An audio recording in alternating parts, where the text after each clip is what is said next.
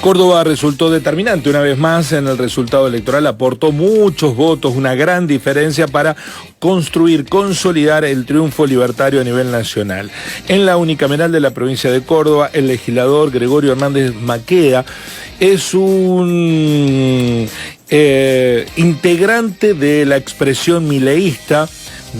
Su origen está en referenciarse con Hilita Carrió, pero ahora desde la Fundación Mejor Futuro que preside, apoya las ideas de Milei. Los saludamos, Guillermo Jeremía, del programa Así son las cosas de Río Cuarto.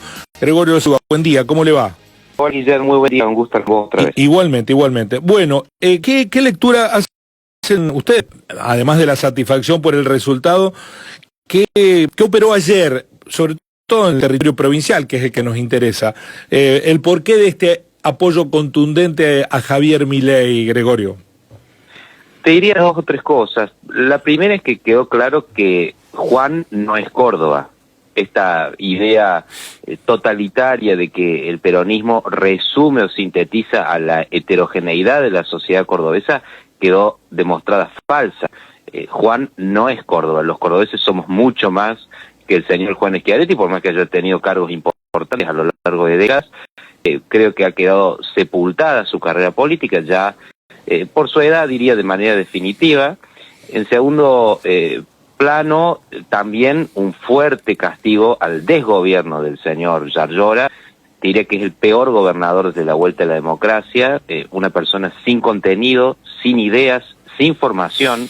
Jamás yo escuché un gobernador con el papérrimo nivel intelectual que tiene el señor Yarlora, o sea, carente de ideas, de proyectos. Lo veo en la legislatura, trae planes como de igualdad territorial, que en el fondo son formas de robar y de currar. Entonces un gobierno con altísima corrupción.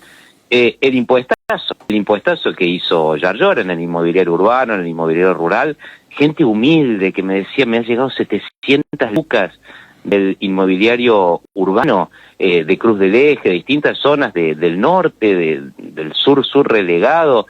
La verdad es que terrible lo que han hecho la media, manteniendo una superestructura estatal tremenda, o sea, 30 ministerios entre los ministerios oficiales y las agencias, prometer que iba a eliminar las agencias y no cumplir, esta idea de que el Estado provincial es propio y vamos a tener la superestructura que querramos, agencia Córdoba, nadie sabe bien qué hacen, más que tuitear a favor de Yarlora y chuparle las medias. Entonces creo que, y después grave problema de inseguridad, o sea, la gente se da cuenta que la inseguridad es provincial, o sea, la policía de la provincia, una fuerza civil armada de más de 20.000 efectivos, pero crean estas guardias urbanas, promotoras de convivencia, ojos en alerta, o sea, programas con empleos municipales que no son funcionarios policiales, no le tienen miedo a ningún delincuente ni ninguna banda de mafiosos, y crean y gastan plata en eso.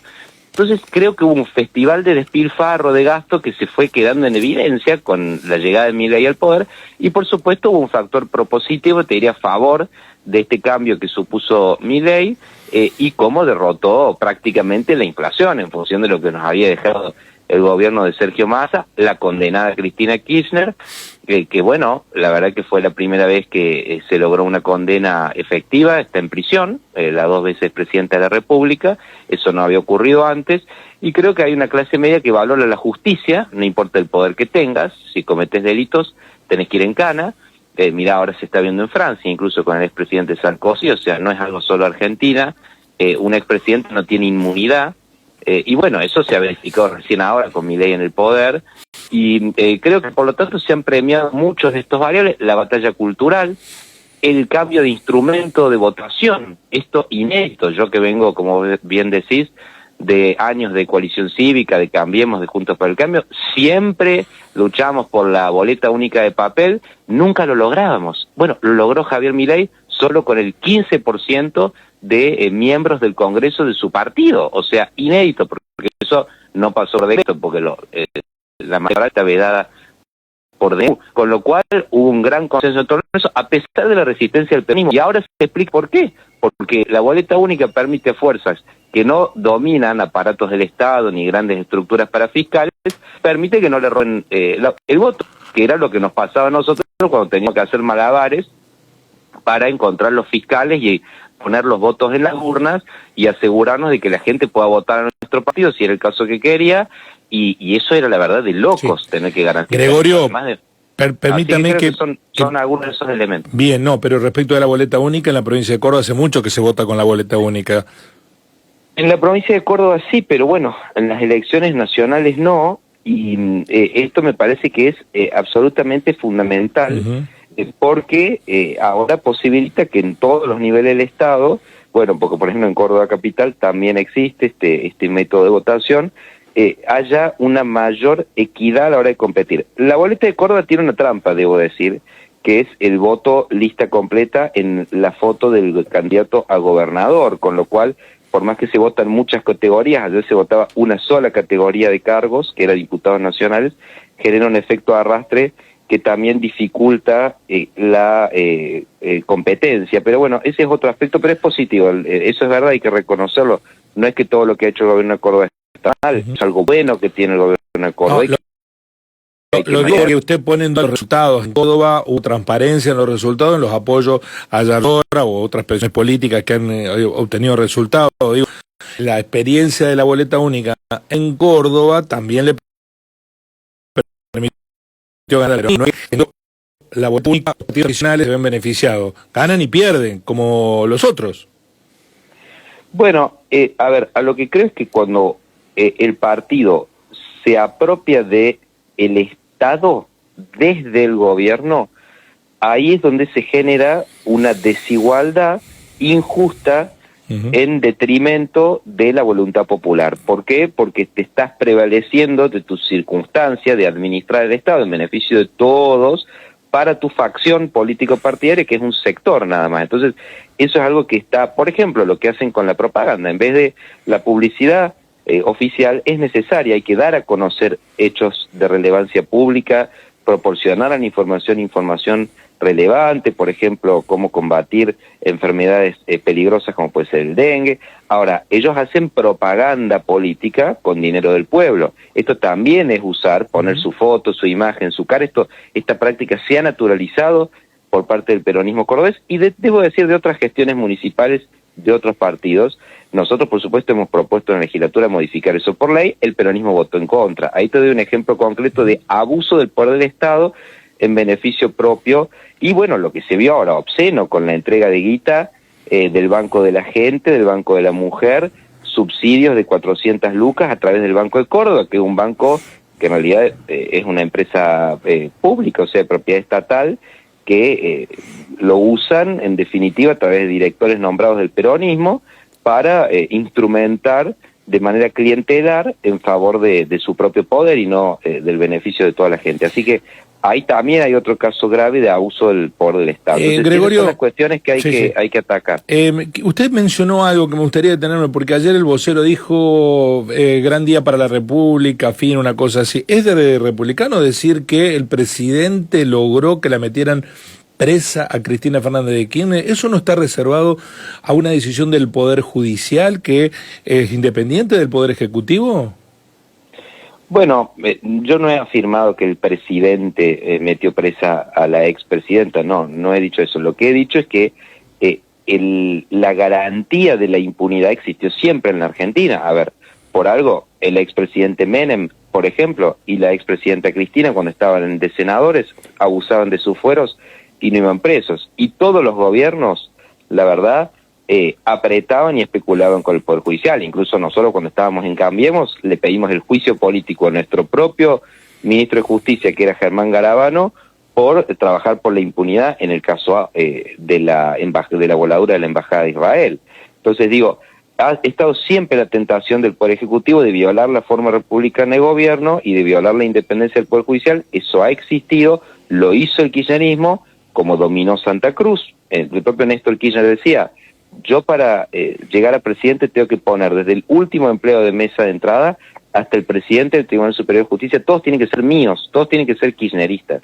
Bueno, nosotros no creemos en eso y creo que el presidente Milei ha demostrado que no interfiriendo en el Poder Judicial, no presionándolo desde el Poder Ejecutivo, el Poder Judicial pudo avanzar con independencia porque había pruebas de la delincuencia de la señora Cristina Kirchner, el señor Devido, el señor Jaime, que es de Córdoba, de hecho, gente que robó, que cometió crímenes de corrupción que para nuestra Constitución son equiparables a traición a la patria. Eso también es lo que hay que recordar. Gregorio, ¿qué cambia respecto del escenario que se tenía hasta el viernes? Porque estaba plagado de dificultades el país, tuvieron que ir a pedir ayuda, salvataje a los Estados Unidos, de los problemas reales de la sociedad. Hoy la desigualdad, la profunda desigualdad, jubilados que no llegan a fin de mes, asalariados que tienen que tener pluriempleo. ¿Qué cambia con este resultado? Diría dos cuestiones. En primer término, que la gente valoró este valor que es la verdad. El presidente y su fuerza política no fueron a elecciones describiendo una realidad que no es la que sentimos los argentinos. O sea, en ningún momento el presidente dijo, estamos de 10, estamos espectacular, viva la fiesta. No. En ningún momento se dijo eso. De hecho, yo creo que el gobierno tiene los pies muy sobre la tierra y sabe que los argentinos le estamos pasando mal. Que hay una inmensa mayoría de argentinos que siguen en ese infierno que es la pobreza, que sigue siendo muy difícil llegar a fin de mes. Muchísimas familias no llegamos a fin de mes y están hasta ahí, hasta las manos. Entonces, digo, es una situación difícil la economía. Ahora, se bajaron a 12 millones de personas de la pobreza, a 6 millones de la indigencia.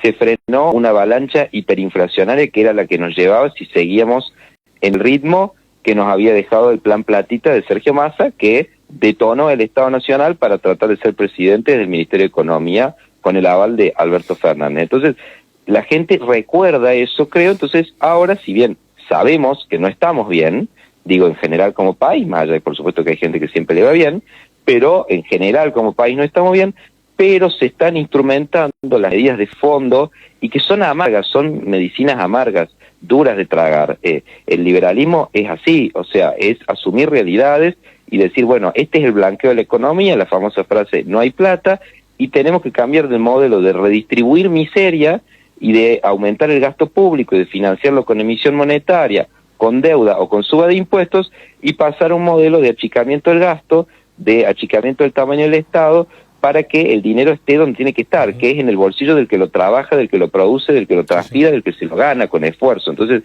ese yo creo que es el factor absolutamente determinante. Y el segundo factor, te diría que es la estabilidad política y el poder político que necesita el presidente, que hoy lo tiene. O sea, 15% del Congreso no tenía ningún presidente. O sea, ni en el gobierno de Cambiemos, que éramos un gobierno con minoría parlamentaria, se tenía el bajísimo poder parlamentario que tenía Milei. Entonces, ahora tiene una posibilidad de instrumentar la gran reforma laboral que hace falta, la gran reforma previsional, la gran reforma federal que hace falta, por supuesto la reforma tributaria y también una reforma de tipo comercial más profunda, con modificación del código aduanero y demás, para, bueno, hacer realidad estos principios de la economía de mercado, ¿no? Que es lo que hace falta para salir de la pobreza. Gregorio, ¿de veras que usted no llega a fin de mes? No, hablo en general como Argentina, digamos, fue una descripción general. Está bien. No. Mis compañeros Mayra y Alejo le trasladan preguntas. Sí, Gregorio, buenos días. Sí, buenos días. Hay un dato que a mí particularmente me preocupa, que si bien en las elecciones legislativas siempre han sido poca participación, estas han sido las elecciones con menos participación desde el regreso a la democracia, según los datos que se han publicado y las estadísticas oficiales de las elecciones a lo largo de la historia argentina. ¿Es para preocuparse de ese dato? Mire, por supuesto que sí. A ver, en la cultura argentina el voto obligatorio ya tiene una tradición de años, ¿no? Diría que desde el origen de la República, la idea del voto secreto, universal, obligatorio, está muy arraigada a una fuerte impronta democrática de la Argentina y que ya es parte de nuestra cultura, y creo que eso es un aspecto positivo de la cultura argentina, esta politización. Bueno, que hay que seguir profundizando, entendiendo que no hay que caer en la tentación de deslegitimar la institución democrática en ningún punto, bajo ningún discurso, sino que hay que evaluar las conductas de los actores que han integrado estos poderes, todo como el caso del Congreso. Y la verdad es que muchos Es verdad, no pueden explicar cómo viven. Muchos políticos de todos lados, e incluso de Córdoba, y son quizás los que yo más conozco, no es que tienen un nivel de vida acorde a los sueldos, y no tienen sueldos para adicción exclusiva. Y muchos viven en mansiones, viajan 6, 7, 8 veces al año al exterior, tienen muchísimos autos. Entonces eso destruye la confianza de la gente en sus representantes y por lo tanto, en algún punto, en las instituciones, como puede ser el Congreso, la Legislatura de Córdoba. ¿Quién sigue debates de la Legislatura de Córdoba? La verdad es que nosotros vemos en el canal de YouTube, por ejemplo, 50 personas conectadas. Entonces, ¿esto a qué se debe? A cómo han destruido desde adentro los poderes representativos, malos representantes que han sido votados. Entonces, creo que de alguna manera esto es lo que hay que empezar a modificar. Sí, Gregorio, bueno, usted mencionó en la entrevista que la carrera política de Juan Schiaretti está sepultada. Bueno, sin embargo, fue electo diputado. Te consulto, ¿qué queda en estos 2 años hacia adelante, la próxima elección aquí en Córdoba, del cordobesismo? ¿Qué imagina sobre la fuerza política que gobierna la provincia? Diría que no hay que caer en un falso triunfalismo. O sea, yo efectivamente creo que la carrera política de Juan Schiaretti está terminada, por más que tenga su banca de diputado. De hecho, nosotros lo dijimos, él buscaba esa banca para tener fueros, muy probablemente por si se gana en el 27. Ahora hay que ser muy prudente porque no sería la primera vez que la oposición al cordobesismo gana una elección legislativa nacional de medio término, pero después pierde la elección provincial, que es donde se disputa realmente el poder en Córdoba. Entonces, ya lo vivimos, digamos, yo integré la lista en el 2017, con Cambiemos, se ganó por amplísimo margen con el propio Yayora y la mujer de Juan Schiaretti, en ese caso, que era la segunda candidata a diputada, y después, Schiaretti 2 años después sacó el 57% de los votos con una oposición dividida. Entonces, lo primero que te diría es que la verdadera oposición tiene que ir unida, no se puede dividir. Lo segundo es que tiene que tener un programa liberal, tanto en lo político como en lo económico. O sea, ¿eliminamos ingresos brutos o no eliminamos ingresos brutos? ¿Eliminamos sellos o no eliminamos sellos?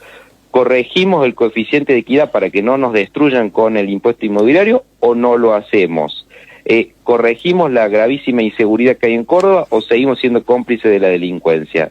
Entonces, yo creo que estos debates hay que ser absolutamente claros, nítidos, y desde ese punto de vista no subestimar para nada a el peronismo provincial, que ya ha tenido experiencias perdiendo elecciones legislativas nacionales, pero apoltronándose y atrincherándose de manera efectiva. Miren lo que han hecho con Spachesi. Spachesi es un instrumento de Yayora. O sea, yo lo denuncié en febrero del año pasado. Tiene bloque La Libertad Avanza, eso dice su nombre, pero él es un instrumento absolutamente digitado por el PANAL.